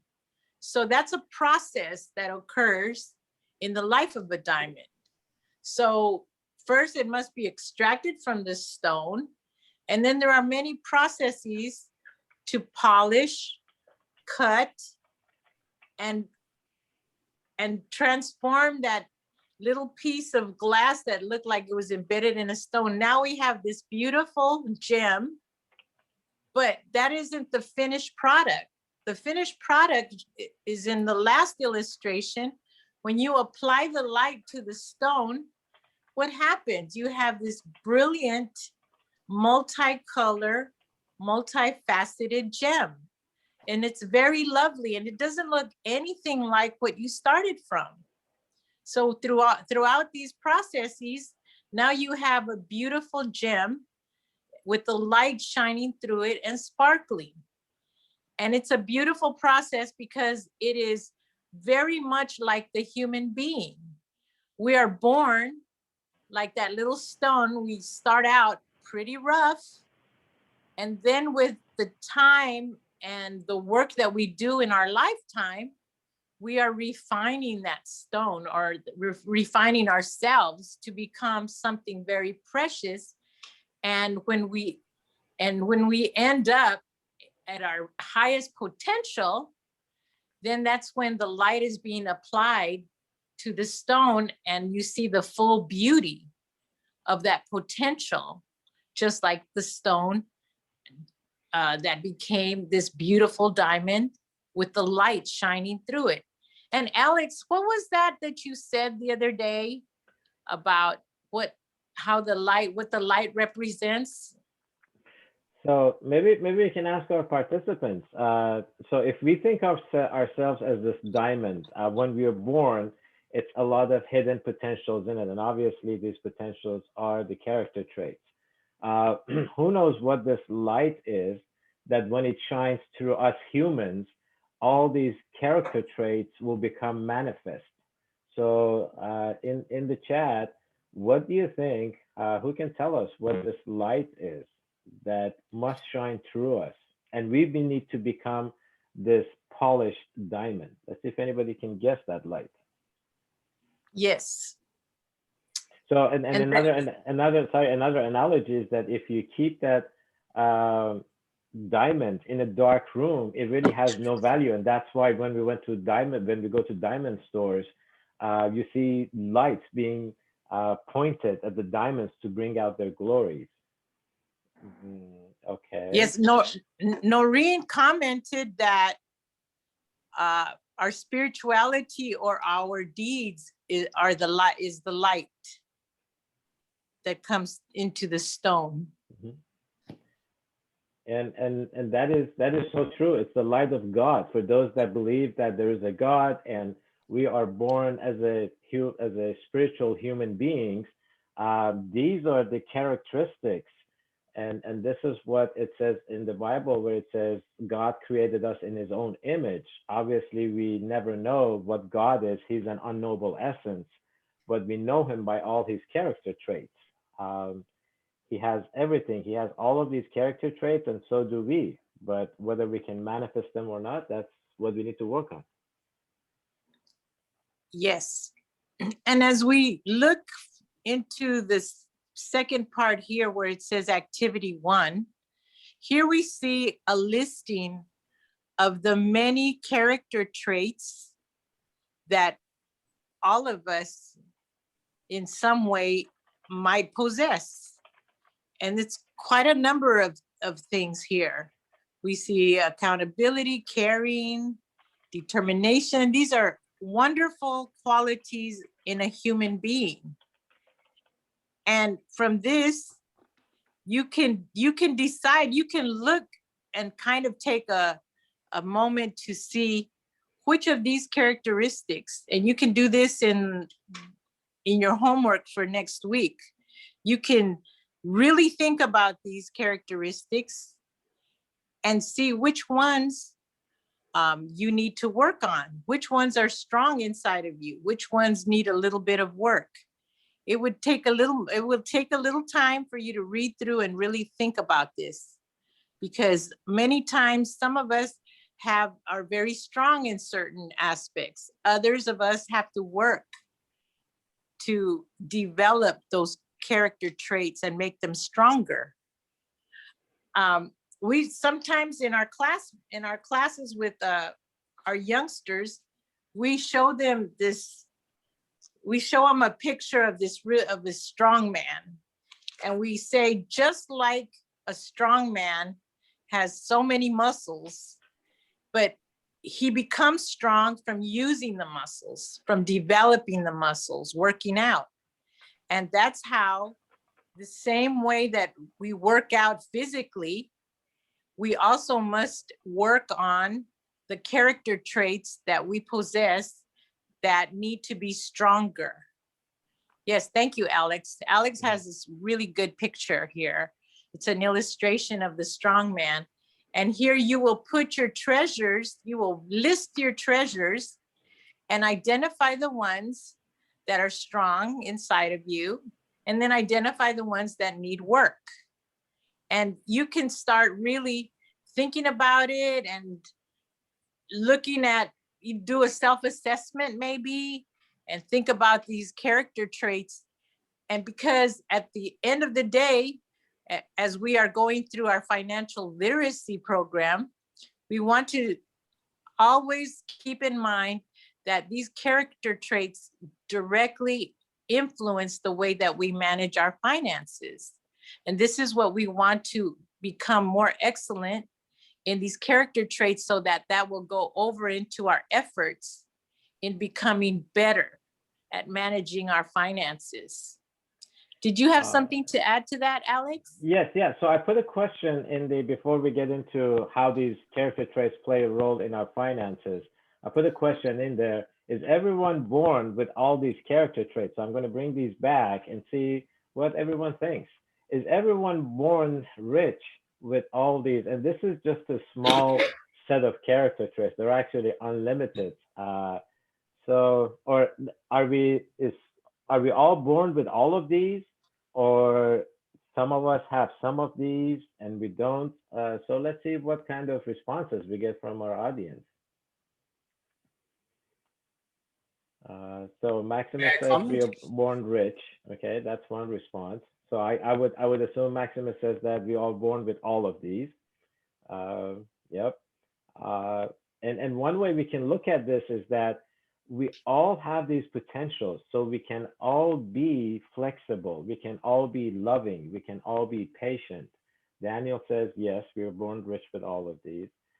We can all be truthful. Noreen says, we develop them as we become aware of them.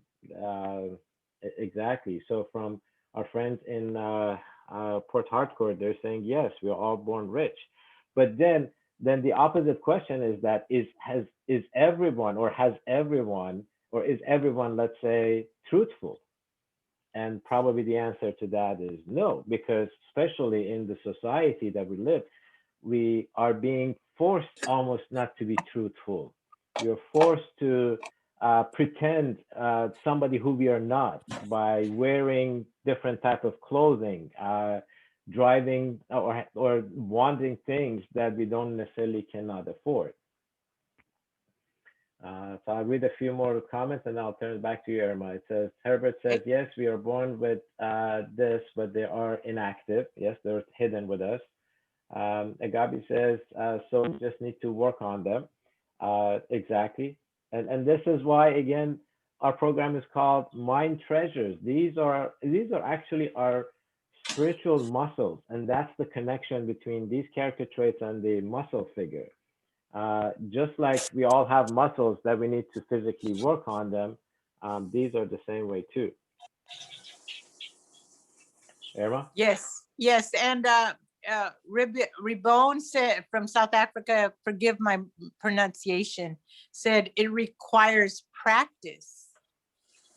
And that's exactly what we are talking about. We are born with these things, and some of them are a little dormant. So we need to look at the treasures that we have and develop them, work on them, decide which ones are weaker, which ones are stronger, and really work to make them stronger and apply those characteristics to our financial goals, our financial practice, so that we can be more excellent in what we are doing in our daily lives. So it's always good to do a little self audit and see which ones we need to work on. Irma, so let me show them how they can do it. So in your online worksheet, if you see there are arrows next to each one of these character traits. So if you click on the arrows, you can select, it's like, okay, I'm a flexible person. So that is my strong character trait.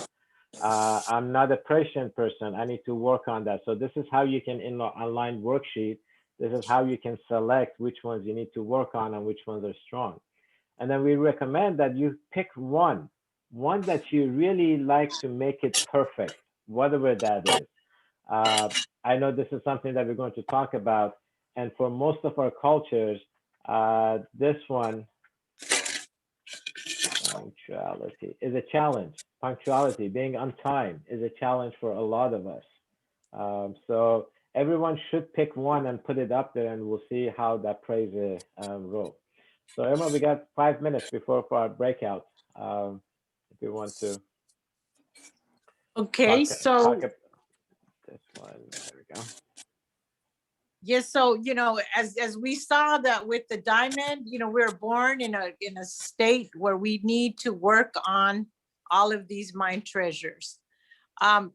This activity in the space below lists some of your treasures and explain how each one affects your money and financial affairs. So this is how we are connecting our mind treasures, or our qualities of a human being, and we are relating these qualities to how each one affects our money and financial affairs. And it's very clear. Like, for example, if you are working on patience as one of your virtues or treasures, how does patience affect your money and financial affairs? Or up here, I see that Alex put punctuality. How does punctuality affect your money and financial affairs? You can write some ideas in the chat if you would like. You can give us an idea of how one of your character traits, or you could ask us a question about it. But we are trying to relate these human treasures, and we're trying to relate them as to how they affect our money and financial affairs. And that's how we will be mindful as to how we will develop these character traits, how we will work on them so that they will be better tools in helping us in our money and financial affairs. Does anybody have any questions?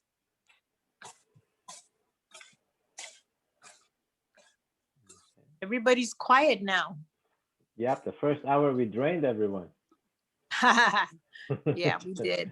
We So- did. So should we start? I think, are we ready for the breakout rooms? I believe so, yes. Okay, all right, here we go. And I have to recreate, so everybody has been shuffled. I hope everybody has fun. Okay, so we got 20 minutes in the breakout rooms, and then we'll come back together again. Okay.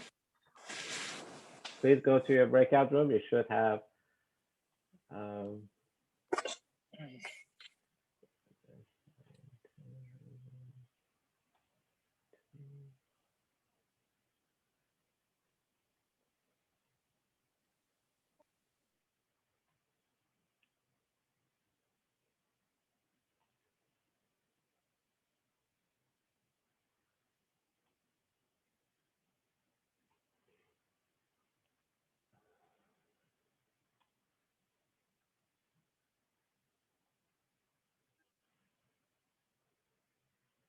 To share your discussion about treasures, the human treasures. Would anybody like to present?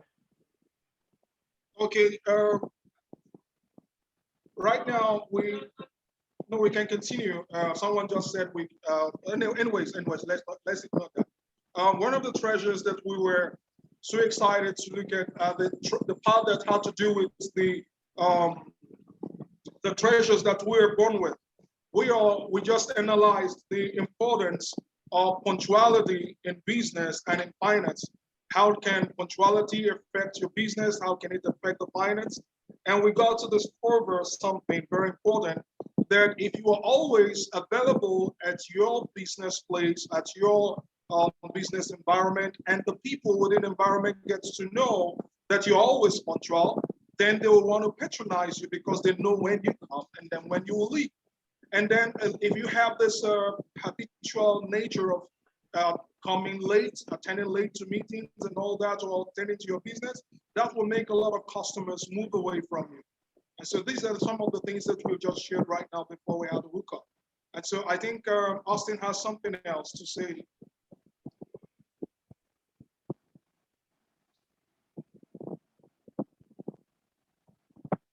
Austin? Mr. Alex, yeah, when you were sharing about human treasures, we did say that we all have treasures within us, and it's our duty to find out which of the treasure is stronger and which is weaker, so that we can see how we can develop ourselves in the weaker areas and strengthen even the stronger areas. And we did say that our wealth is built upon the treasures which is within us. We are all blessed in several ways. So the journey of maybe accumulating wealth or being wealthy is a journey of discovering ourselves and see how we can make wealth out of ourselves. We discussed that, and all the participants were quite happy with that. Okay, very good. Thank you so much. I'm so glad to hear that there's lively conversation there and everything is working, and finally we can hear you. And just before I forget, today is, so the gentleman who you see on the right of the screen, Clinton, Mr. Clinton is the one that I've been working with to organize this program. But Austin, I've been working with him since 2017. And he has done a lot of, back then, he took our program and presented it to about 300 students in schools in his area, in southern part of Nigeria. I had totally forgotten about all the videos and pictures that he had sent. I went back and looked at it, and it brought tears to my eyes. So thank you so much, Austin, for being there. All right, let's switch to another group. Nari, I see you next. What did you guys consult on? Okay, Glory is going to report for our group. Okay, good morning, everybody. Well, for our group, we try to look at those treasures that, help us advance in life, and those treasures that we need to work on. And one of our colleagues, Michelle, strictly talked about a treasure that she needs to work on, which is confidence in her workplace. She needs to be a little bit more confident, for colleagues to take her more seriously, I suppose. And I talked about my own strong treasure, which actually is a patience, as it were. Well, like I said, I have had so many challenges in life, and these challenges have helped me build my patience. And instead of such, challenges weighing me down, I have come to find out that those challenges are actually stepping stones for me to get to, where I'm going to. So I don't see them as challenges anymore. I see them as stepping stones. And because of that, I have faith to stand strong. And until, I get to, the end of the matter, and I've always seen the result at the end of the day. So that's been one of my strongest points. And another strong point is, another strong treasure is assertiveness. Well, assertiveness, yeah, don't try to load it on people, as it were. That while I try to encourage and motivate, I still make sure that I put my feet on ground to see that, the job is done. And we have always gotten results. And well, on the weak points, on the weak treasure now that I need to work on very seriously is in the area of financial accountability. Like we said that, money keep coming, but you are not accountable on how this money goes. It will just come, it goes, it comes, no budgeting, nothing. I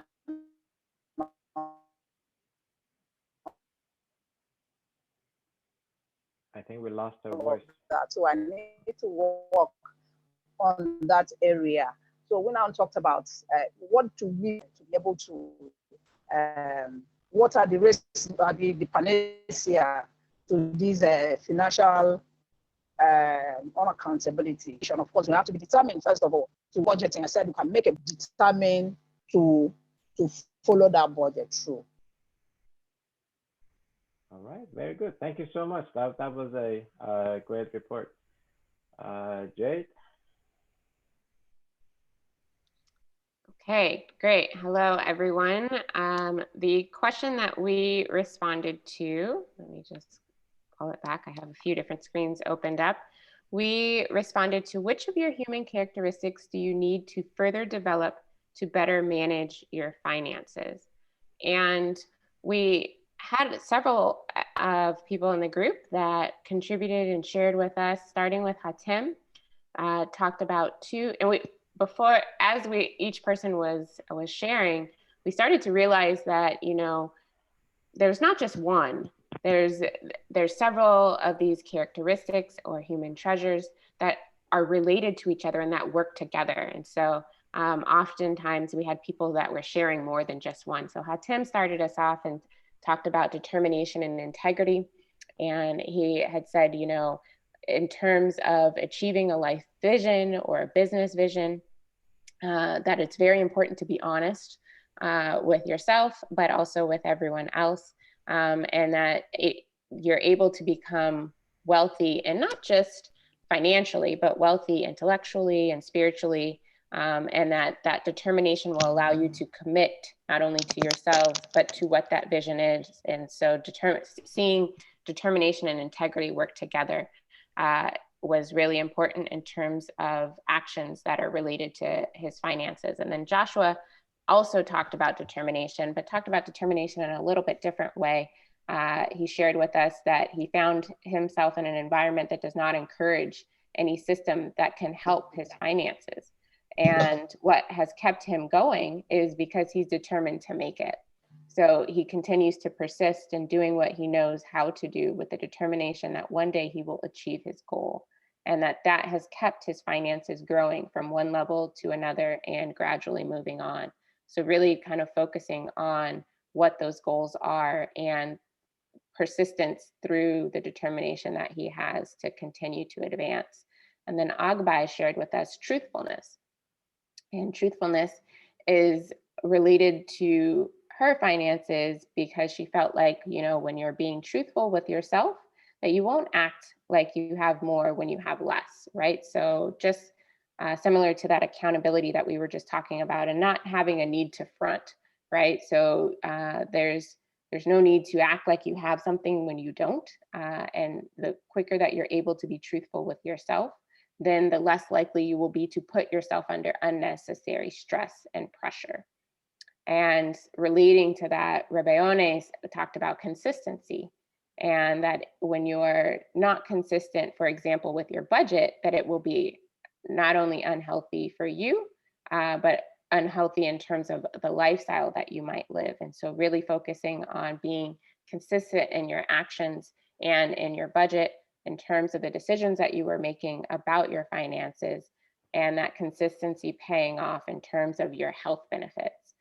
And then Helen shared with us discipline, and having discipline to be able to stick to the decisions that you make regarding your finances. And she also related it back to a budget, and that discipline keeping you on track with what is listed in your budget, and making sure that you are staying focused on that budget as a guide for the decisions that you make about your finances.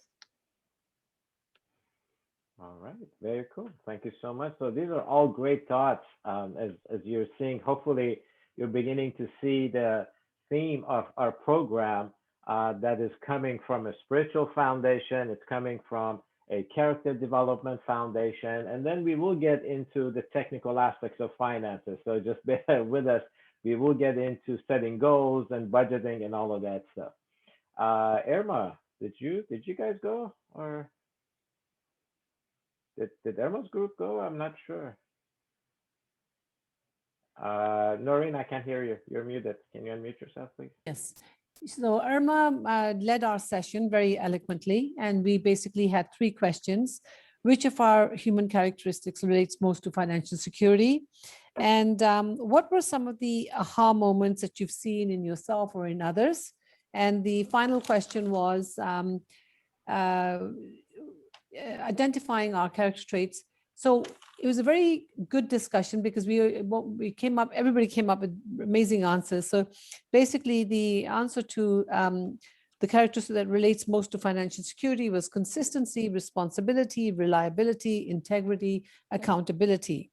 But then the point came out, and this was a very good point, I think, is that for everything that we perceive as our strength can also be our weakness. Because when we focus only on our strengths, we sometimes overlook what those strengths can become as a weakness to others. So we may not take other people into consideration, or if we are so ambitious or so assertive, we may not take the team with us or not have patience with them. So we have to be careful about identifying our strengths, but also reflecting on how that strength could be a weakness to yourself or to others. In the aha moments that you've seen in someone, or or yourself, we came up with when you see somebody else's needs before they have to ask you for help. So keep people in their genius zones and help them come out of it. Stop them from setting themselves up to fail, help them. And then the other one was believe in yourself so much that nothing gets in the way. So because that again goes on clear focus, knowing your deep why as to why you're doing something, because there has to be a depth to your why. If the why isn't deep enough, you're not going to achieve it. And then the other thing that we came up with was how can I align myself and measure my success? And then and basically not compare, you're comparing yourself to yourself, not comparing yourself to others. And that's a very strong thing. And the spiritual values, you have to be of benefit to the community, because instead of always trying to be a leader, and that was a point that Irma brought up, instead of trying to be a leader, you try to be a good servant instead, because sometimes being of service is the leadership. So there's 2 sides to everything, and our job is to reflect on both sides and see how we can look at it more holistically, rather than celebrating our strengths, maybe celebrate our weaknesses and turn them into strengths. So not be afraid to show our vulnerability. Very good. Thank you so much. And I want to comment on this last part that you mentioned about leadership and being service. I don't want to call it being a servant, even though being ultimately that's being of service. That is so true, and we will see it all the way at the end. I think the last lesson 2 weeks from now, we'll concentrate on that. That is one of the things that in our program, we are really hoping that everyone will understand. There are a lot of programs or a lot of people that continually want to raise leaders from young ages. There's like leadership academies, leadership this and leadership and that. But ultimately, especially when we look at these sacred writings and scriptures, none of the prophets that have come from God that had such a high station from the time of Adam, Moses, Buddha, Jesus, Muhammad, Baha'u'llah, none of them ever considered themselves to be a leader. They all considered themselves as an educator. They all said, we are here to serve humanity, not to be served, but to be serving humanity. So that's one of the unique things about the program that we're bringing, and hopefully people will realize, is that there are enough leaders already out there, but we need to lead by example, lead by service. That's what we need to do. So great discussion, great consultation. I'm gonna share my screen again, so go back and look at the assignments that you're supposed to be doing for next week. Let me make sure I am which screen I'm sharing, and then we'll take our 30-minute break. Okay, So under the human treasures, there are several activities that you'll need to do. First one is to select which these character traits you need to work on, which ones are strong. You can either do it on paper that you have received or on the online worksheet. Then here you get to select any of your character traits. So let's say, for example, patience. And then underneath it, you write down how does patience affect your money aspects. Often when we work with children, they say, "Oh, my dad has to wait to get his payment from work," or responsibility, as you talked about. So that's how we fill in this part of it. As you can see, hopefully you can begin to see when we present this program for young ages, for let's say students in primary school, we actually start with this lesson, with the human treasures. For several reasons, the faith and finances, obviously we cannot present in schools in the US and most likely in many parts of the world, unless if you're presenting this to a faith-based school, then we can start with that. But we start with here, we have a lot of fun. The students, young ones, they love to color their muscle figure and write down muscles play a role in our lives. And there's a lot of interactive, as we will see when we present this to young students. We actually get to give them play money. I'm not sure how many of you have seen, we have a little bit of time. When we do this program for young ones, we give everybody one of these treasure boxes. And the treasure box, I hold it close enough, has 4 slots in it. It has save, share, invest, and spend, if I read them correctly. And then in class, when we do the program for young ones, we give them play money as allowance. So they get to learn not only how to develop their character traits, but also how to develop their money habits. And it's very interactive in the classrooms when we do this. So when we do this in person, it's a lot more interactive, but we are very blessed and happy that we have the technology. Not only we have the technology, we've had the technology for a long time. We've been doing virtual classes one-on-one for many years, but now people around the world are getting comfortable in attending virtual sessions from all different corners. And hopefully together we can bring this education to our communities where we live. If there are any questions before we take our 30-minute break, we can ask questions. Otherwise, we are good to go. Any questions? Any about what we've done so far? Irma has already turned off her lights. She's ready for a nap. I had to plug into a charger. My phone's running out of charge. That's okay, no problem. Thank you so much for being here. I think Irma is going to sign off, and so is Nari. So Jade and I will continue, but then they'll be back next Saturday. They'll be presenting some of the classes. So everyone, enjoy a 30-minute break. Hopefully we'll see all of you back here. Okay, thank you, everybody. Bye. All right.